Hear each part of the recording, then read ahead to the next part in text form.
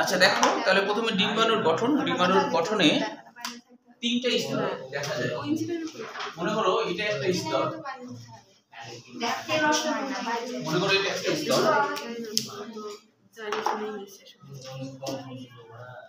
এর বাইরে আরেকটা স্তর থাকে। এটা পরীক্ষায় আসে না, এমনি জাস্ট জানার জন্য। হ্যাঁ হ্যাঁ ডিম্বাণুর গঠন পরীক্ষায় আসে।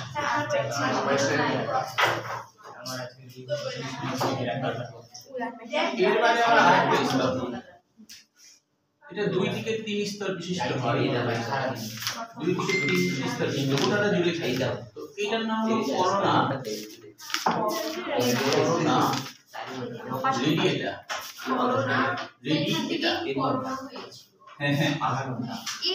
ঠিক আছে স্যার, এটার সাথে করোনার হচ্ছে কিন্তু মিল আছে। এই চিত্রটা হ্যাঁ কারণ করোনা মানে মুকুট, করোনা মানে মুকুট। এটা মুকুটের মতো মানে সুন্দর করে চারিদিকে থাকে তো মুকুটের মতো, ওই জন্য নাম হয়েছে করোনা। আর রেডিয়েটা মানে কিন্তু ফলিকলের কোষসমূহ। রেডিয়েটা মানে ফলিকলের কোষসমূহ। এই এখন ওই কথা শেষ হচ্ছে না তোমাদের? হ্যাঁ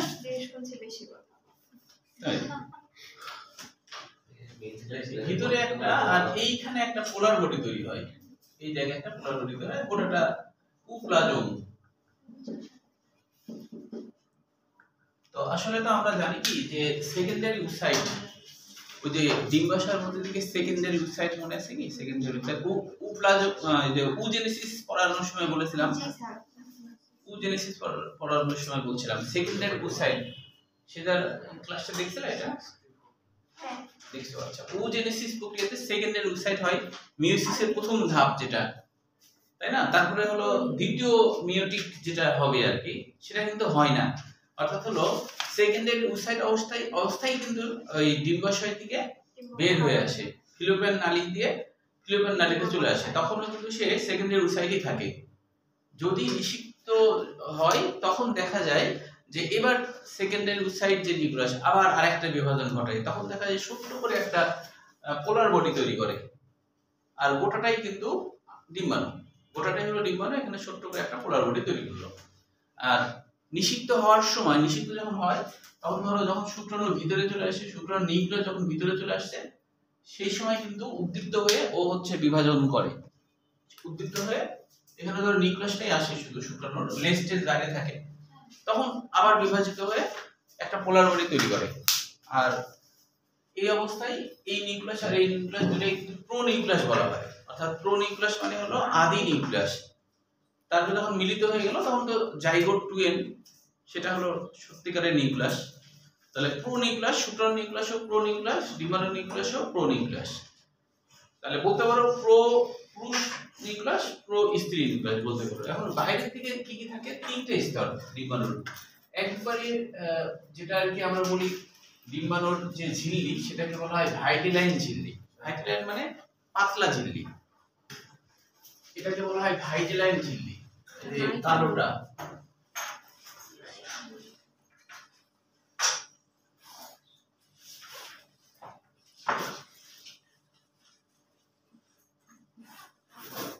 আর এটা হলো জোনা পেলুসিডা। এর নাম হলো জোনা পেলুসিডা,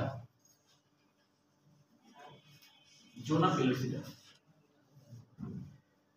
তো এই তিনটাই আসলে মেন আর কি ডিম্বাণুর যে স্তরের মধ্যে, এই তিনটে হলো মেন।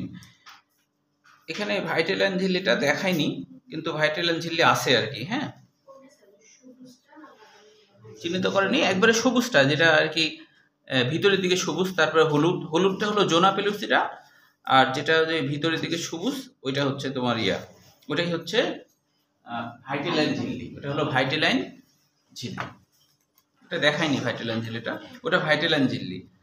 আচ্ছা এখন কথা হলো এই যে তোমার তিনটা যে স্তর, তার মধ্যে করোনা রেডিয়েটা যেটা বলা হচ্ছে, করোনা মানে তো মুকুট, অর্থাৎ এই যে গোটা ডিম্বাণুটা আছে, এই গোটা ডিম্বাণুর বাইরে তো গোটাটা জুড়ে থাকে, মুকুটের মতো হয়ে থাকে। আর রেডিয়েটা বলতে বোঝায় ফলিকলের কোষসমূহ, ফলিকলের কোষসমূহ। আমরা জানি ডিম্বাশয়ের মধ্যে ফলিকল থাকে না, ফলিকলের মধ্যে তো ডিম্বাণু তৈরি হয়েছিল, তাই না? যে ধরো এভাবে করে অনেক কোষ আর এর ভিতরে অনেকগুলো ধরো কোষ, এর মধ্যে একটা কোষ আকৃতিতে বড় হয়ে যায়, তাই না? একটা কোষ আকৃতিতে বড় হয়ে যায়, তো তখনও থেকে যায় কি ফলিকলের কোষ থেকে যায়। হ্যাঁ, ওই ফলিকলের কোষ সবই কিন্তু বের হয়ে আসে, সেকেন্ডারি উইথ বের হয়ে আসে। যেমন ধরো কোনো বাড়ি থেকে যদি কোনো কেউ পালায় চলে যায়, তাহলে তো কি করবে, যে জিনিসপত্র নিয়ে পালানোর চিন্তা ভাবনা করবে, চিন্তা করবে যে পালাই নিয়ে যায়। মানে যারা পালাবে কারা, যারা হলো প্রচন্ড রকমের খারাপ মানুষ তারাই পালাবে, তাছাড়া কেউ মা বাবাকে এরকম কষ্ট দিতে পারে, তাই কিনা? পালায় চলে যায় না, যে পরে যখন কত বড় রিস্ক নিয়ে পালা যায়, পরে দেখা যাচ্ছে যে অনেক সময় এমনও হয় পাচার করে দেয়। মানে কোনো ছেলের সাথে ধরো ফেসবুকে পরিচয় বা মেসেঞ্জারে পরিচয় হয়েছে, তো পরিচয় হয়ে ওই এমন ছেলেটা হ্যাঁ বিশ্বাস করে, চিন্তা করো, বিশ্বাস করে ফেলে, এমন কথা বলে যে মানে ওকে তো মেয়ে মানুষ প্রচন্ড আবেগপ্রবণ, মেয়েদের আবেগপ্রবণতা বেশি। এবং এইসব ক্ষেত্রে মেয়েদের বুদ্ধি করার চিন্তা ভাবনাটা কম, যে মানে সবকিছুরই কিন্তু এ প্ল্যান বি প্ল্যান থাকা উচিত, যে যদি এটা হয় তাহলে আমার কি হতে পারে ওটা আর ভাবে না, মানে একরকম এক দিকটাই ভাবে। তো এরকম করে হ্যাঁ ও মানে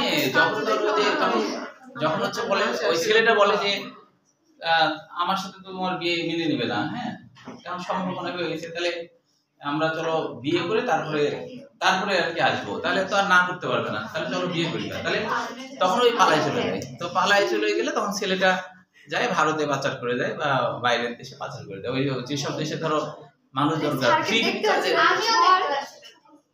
তো ওই তাহলে হচ্ছে যে তাহলে এটা কত খারাপ না? এখন যে মেয়েটা পালায় সে কিন্তু বাড়ির টাকা পয়সা নিয়ে পালায় চলে যায়। সেরকম এখানে সেকেন্ডারি উইসাইড ওই সহ পালাইছে, মানে ওই যে ফলিকলের কোষ সহ করে পালাইছে, কাজে এটাও একটা ডিম্বাণুর স্তর হয়ে গেছে। এই যে এটা কিন্তু গোটাটা জুড়ে আছে, তার নিচে যেটা আছে জোনা পেলুসিডা, এটা কাচের মতো স্বচ্ছ, এজন্য নাম হয়েছে জোনা পেলুসিডা। জোনা পেলুসিডা মানে হলো কাচের মতো স্বচ্ছ, এটা বেশ স্বচ্ছ, মানে ভিতর পর্যন্ত দেখা যায় এই স্তরটা, হ্যাঁ কাচের মতো স্বচ্ছ আর কি। তো এই জন্য এর নাম হলো জোনা পেলুসিডা, এর বাংলা অর্থ কাচের মতো স্বচ্ছ, কাচের মতো স্বচ্ছ স্তর, জোনা পেলুসিডা নাম অর্থ। ভাইটিলাইন ঝিল্লি আসলে পাতলা ঝিল্লি বোঝায়, এটা একটা পাতলা ঝিল্লি, ভাইটিলাইন ঝিল্লি। এই হলো তিনটা স্তর, ঠিক আছে? তো এটা পরীক্ষা আসতে দেখা যায় না, তো আসলেও তো বানাই লিখতে পারবা, তবে আসতে দেখা যায় না। ওই এত দেরি আজকে আবার রাতে না আসেনি, রাতে না আসলে রাতে মিস করলাম এটা। ও মাই গড, ওখানে ছিলাম এর মাঝে যে আমার ওইখানে ছিল এই রাতে না আসলে পৃথিবীর অষ্টম আশ্চর্য হতো, রাতে না আসেনি আমি একই টাইমে রে না, ওই তোমার কথা বারবার বলছি যে এখনো রাতে আসছে না, আমি এটা আপনার আগের পরে যাতে 11টা 23 বাজে ও আসে ওখানে ঘুরতেছি, তুমি করে দেখবা না, করে দেখবা আমার মনে হচ্ছে কি বলি এক্সাম দিয়ে মাথা পুরো ভারী হয়ে গেছে। আচ্ছা তাহলে এবার আমরা নিষেধক্রিয়া দেখব। হ্যাঁ, নিষেধক্রিয়া পরীক্ষা আসে না, জাস্ট বুঝে রাখবো, স্যার নিষেধক্রিয়া আছে না, খালি দেখবো আর কি বিষয়। এখানে কিছু এমসিকিউ আছে, সেগুলো আমরা দেখো। এখানে একটা তার আগে একটা আছে স্পারমাটোজেনেসিস ওজোনেসিস পার্থক্য, এটা সৃজনশীল হিসেবে আসে। স্পারমাটোজেনেসিস রাতিন যে আর কি ওই মেয়ে পালানোর গল্পটা শুনতে পারলো না, হ্যাঁ বলেন পরে শুনে নেবে না, এই ধরনের কারণে মনে হয় পাওয়া যায়, বডিতে এরকম একটা কারণ ঘটছে, এই কারণে কি বডিতে কি কারণ ঘটে, এই যে যেরকম হচ্ছে যে ফলিকল যেটা পালায় নিয়ে যাচ্ছে। ও আচ্ছা আচ্ছা, ওই ধরনের কারণে ডিম্বাণু যদি এই কাজ করে ওই জন্য দাইটা বের আছে, হ্যাঁ এটা দাইটা তেলা পারে না, এমন পড়ানো পড়াইতে পড়ে দেয়। মেয়ে মানুষ বোকা, অনেক মেয়ে মানুষ খুবই হ্যাঁ, বোকা। আসলে এই বোকা, ফলে হ্যাঁ।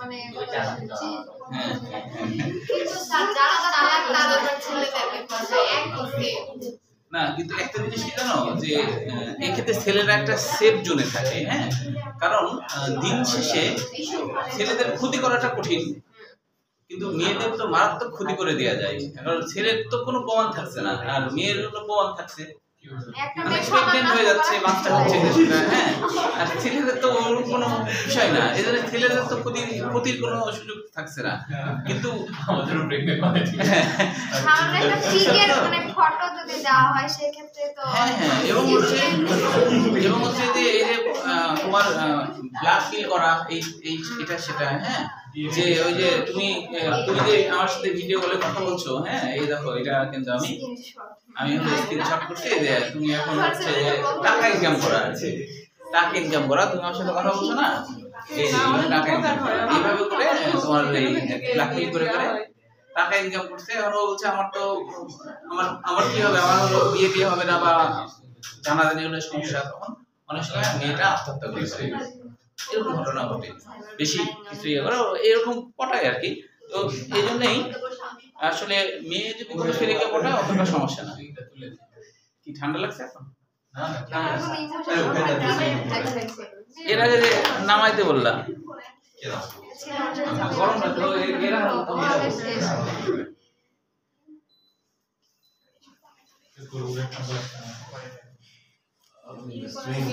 সাড়ে দুইটা পাবনা যাওয়ার টিকিট কাটেন, দুইজন আমি যাব। তাই হ্যাঁ আমি কেন একসাথে বানাই মানে স্যার 5টা টিকিট কাটেন, আগে নিয়ে যাব। তুই তো আগে জানিস হ্যাঁ আমাদের তুই আগে থেকে কনভারসেশন লিখা না। আচ্ছা যাই হোক, থাকবে না আসলে এই শোনো, যাই হোক, তো তাহলে মেয়েরা বেশি সাবধান, হ্যাঁ, যে মানে তোমাদেরকে যেন কেউ পাঠাতে না পারে। অনেক এই যুগে উদাহরণ খাটে না, একটা মেয়ে যদি বেঁধে যায় তার পুরো বিয়েও পাওয়া না না তেরা আছে, ওই তো যখন ধরো জড়াই যায় তখন তো ধরো গোপনে জড়াই যাচ্ছে না, গোপনে অকাজ হয়ে গেছে, তখন তো আর ছেলের তো কোনো সমস্যা হচ্ছে না, ছেলের তো কোনো সমস্যা নাই, যত সমস্যা মেয়েদের, এই কারণে খুব সাবধান। ও ওটা চালু হয়ে গেছে একে একে।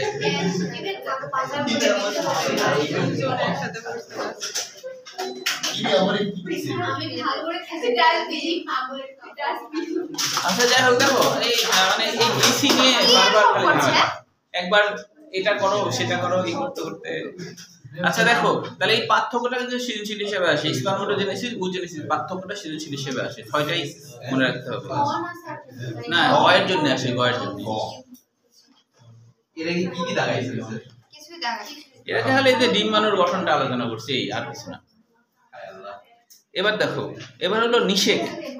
এই নিষেকের এখানে এমসিকিউর জন্য যেগুলো করতে হবে বুঝতে পারবে, আর বুঝতে না পারলে আমাকে কল দিও। পরীক্ষা আসবে না, পড়া লাগবে না। না জ্ঞান অর্জনের জন্য পড়বা, পড়ে সমস্যা থাকলে কল দিবা। আচ্ছা এবার দেখো দ্বিতীয় প্যারার 2 নম্বর লাইনে এখানে একটা কথা আছে যে 1.5 থেকে 4 মিলিমিটার বীর্য খরিত হয়, এতে প্রায় 4 থেকে 10 কোটি এই শুক্রাণু থাকে। অধ্যায় কি জন্য এত এই সংখ্যা এগুলো দিচ্ছে, মানে হ্যাঁ। এটার ব্যাস ওইটার ব্যাস এগুলো মনে থাকে না। হ্যাঁ কঠিন, হ্যাঁ, যেগুলোতে তোমাকে আটকানো যাবে সেটাই তো বেশি করে দেবে। আচ্ছা আরেকটা দেখো 4 নম্বর লাইনে একটা কথা আছে, ডিম্বপাতের পর ডিম্বাণু নিষিক্ত হওয়ার ক্ষমতা 24 থেকে 36 ঘন্টা, তবে এটা হলো এখন ভুল প্রমাণিত হয়েছে, আধুনিক ধারণা আছে 6 থেকে 7 ঘন্টা, এটাই সঠিক। এত কম। অর্থাৎ এইটুকু সময়ের মধ্যে যদি নিষেক না হয় তাহলে তোমার হচ্ছে কি হবে না, বাচ্চা হবে না, বুঝতে পারছো? কিন্তু যখন অকাজ করবে তখন ওই টাইমিংটা খুব ঠিকঠাক, টাইমিংটা ঠিকঠাক কিন্তু স্যার এখানে পরে বলা আছে যে 12 থেকে 24 ঘন্টা না বেঁচে থাকা, মানে বেঁচে থাকা, ওটা ক্ষমতা আর বেঁচে থাকা, হ্যাঁ হ্যাঁ, কার্যক্ষমতা থাকে না, বেঁচে থাকে 3 দিন বেঁচে থাকে, হ্যাঁ না এটা ডিম্বাণুর কথা বলছি। 6 থেকে 12 ঘন্টার মধ্যে, হ্যাঁ 7 থেকে 12, 7 না 6 থেকে 7, 6 থেকে 7, 3 দিন যেটা বেঁচে থাকে কিন্তু ক্ষমতা থাকে না, হ্যাঁ, বেঁচে থাকার ক্ষমতা না থাকা, যেমন ধরো যে একটা মানুষের বয়স মনে করো 90 বছর হয়ে গেছে, এখন ধরো মরার মতো অবস্থা, এই সময় কি বিয়ে দিলে ওর বাচ্চা হওয়ার সম্ভাবনা থাকবে? তাহলে বেঁচে থাকা আর, তাই না, এটা তো ইয়ে না, না পুরুষ মানুষ সুস্থ থাকলে 90 বছর বয়সে বাচ্চা হবে, তবে মেয়েদের ক্ষেত্রে অবশ্য যে অ্যাকচুয়ালি মোটামুটি সর্বোচ্চ 50 ধরো। এই আজকে একটু বেশি কথা হচ্ছে মনে হচ্ছে। মেয়েদের ক্ষেত্রে 50 পার হলে তো কোনো ক্রমে আর বাচ্চা হবে না। তো একটা মেয়ের ধরো 55 বছর বয়স, এই বয়সে যদি বিয়ে দেওয়া যায় তাহলে ও তো বাঁচে আছে, তাই না? মেয়েটা তো বাঁচে আছে কিন্তু বাচ্চা হবে না, তাই না? সেরকম এখানে 3 দিন ডিম্বাণু বেঁচে থাকবে কিন্তু সক্ষমতা থাকবে না মানে এটা জাইগোট করে বাচ্চা করার, এই আর এটা বলছি।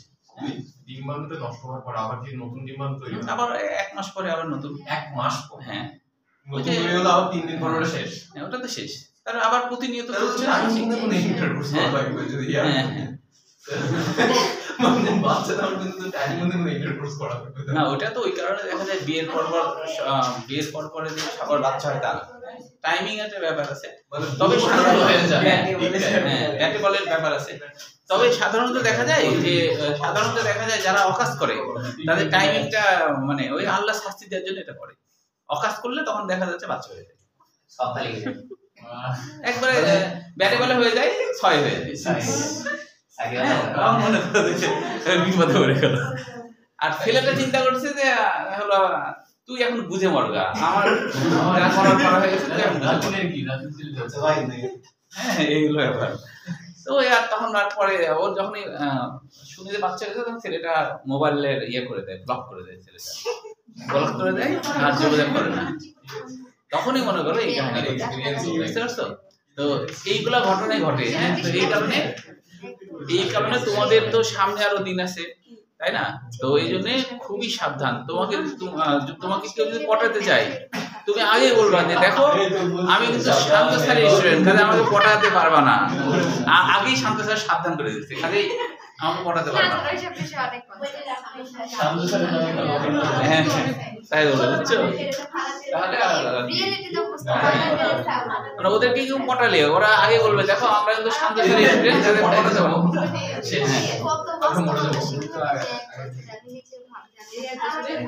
আচ্ছা, এরপরে দেখো এবার নিষেধক্রিয়াতে কি কি ঘটনা ঘটে সেটা একটু দেখো।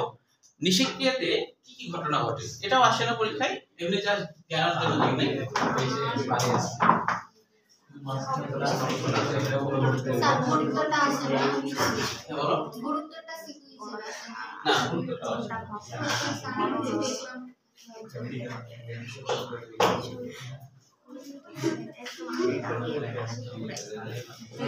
বাড়ি থেকে